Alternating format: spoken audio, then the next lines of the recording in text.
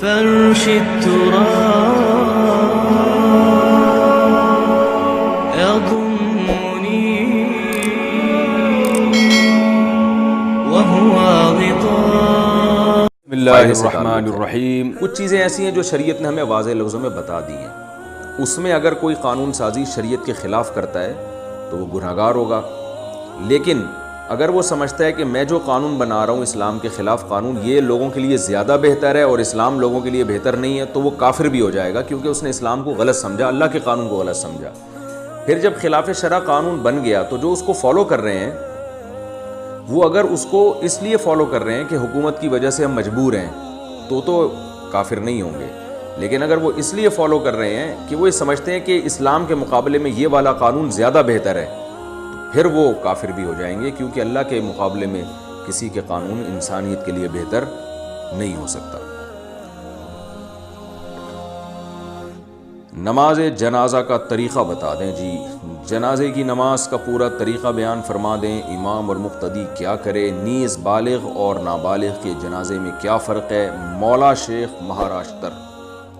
بھائی، نماز جنازہ کا طریقہ بہت آسان ہے. نماز جنازہ میں 4 تکبیریں فرض ہیں، یعنی اگر کسی کو کچھ بھی نہ آتا ہو جنازے میں، امام نے جب اللہ اکبر کہا تو یہ بھی اللہ اکبر کہے، امام نے جب دوسری دفعہ اللہ اکبر کہا تو یہ بھی اللہ اکبر کہے، جب امام نے تیسری دفعہ اللہ اکبر کہا تو یہ تیسری دفعہ کہے، امام جب چوتھی مرتبہ اللہ اکبر کہے تو یہ چوتھی مرتبہ اللہ اکبر کہہ دے، اور امام جب سلام پھیرے تو یہ بھی سلام پھیر دے، تو یہ جنازہ ہو گیا.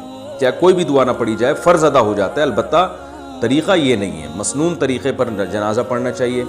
مسنون طریقہ یہ ہے کہ پہلی تکبیر کے بعد آپ ثنا پڑھیں، یعنی سبحانک اللہم و بحمدک و تبارک اسمک و تعالی جدک ولا الہ غیرک. اس میں بعض لوگ الفاظ بڑھاتے ہیں وجل ثناؤک، تو یہ وجل ثناؤک کے الفاظ پر میں نے بہت ریسرچ کی تھی ایک دفعہ، یہ کہیں بھی کسی بھی مستند روایت سے ثابت نہیں ہے. وہی ثنا پڑھنی چاہیے جو نماز میں پڑھتے ہیں. اس کے بعد درود شریف ہے، وہی درود شریف جو درود ابراہیم دوسری تکبیر کے بعد آپ پڑھ لیں. تیسری تکبیر کے بعد آپ دعا پڑھ لیں. ایک مشہور دعا ہے اللہم اغفر لحینا و میتنا و شاہدنا و غائبنا، یہ والی مشہور دعا بھی پڑھ سکتے ہیں. اس کے علاوہ بھی حدیث میں بہت ساری دعائیں آئی ہیں، ہم لوگ ایک ہی کو پکڑ کے بیٹھ گئے.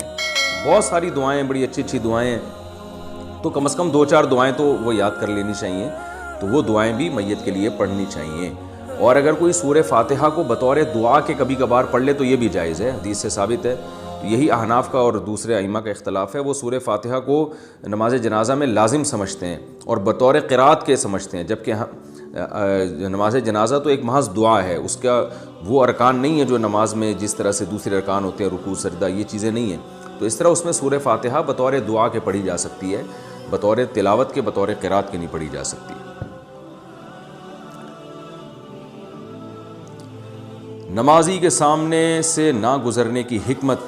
نمازی کے سامنے سے گزرنے کی جو ممانعت کی گئی ہے، اس میں کیا حکمت ہے؟ توفیق صاحب ممبئی سے پوچھتے ہیں. توفیق صاحب، اللہ ہی جانے کیا حکمت ہے. بظاہر سرسری غور سے تو یہ معلوم ہوتا ہے اس سے نماز پڑھنے والے کی توجہ بڑھتی ہے. اگر آپ شریعت ہمیں اجازت دے دیتی نمازی کے سامنے سے گزرو تو سارا ایک رش لگا ہوتا، لوگ آ رہے جا رہے ہوتے، وہ تو نماز تو پھر نماز نہ رہتی. بظاہر یہ حکمت معلوم ہوتی ہے، باقی اللہ کی حکمتیں اللہ ہی خوب جانتا ہے. گاڑی کی انشورنس کا حکم.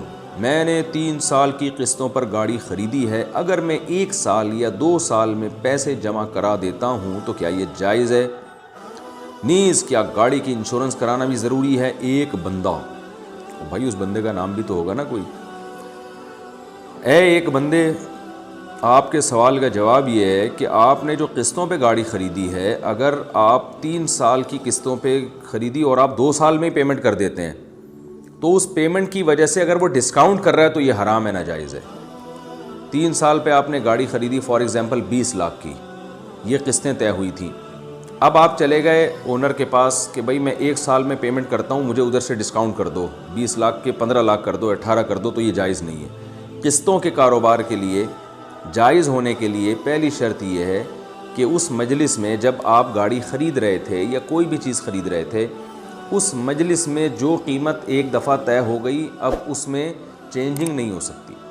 گریوی میں معاف کر دیں مالک تو ایک الگ بات ہے، یا آپ گریوی میں اضافی پیسے دے دیں تو ایک الگ بات ہے، لیکن اس بیس پہ پیسے کم کر دینا کہ میں کیش دے رہا ہوں یا جلدی دے رہا ہوں، اس بیس پہ پیسے بڑھا دینا کہ میں 3 سال کے بجائے اب 4 سال میں دوں گا، یہ جائز نہیں ہے. یہ اسی مجلس میں طے ہو جائے تو ٹھیک ہے, اس کے بعد اس کی اجازت نہیں ہے.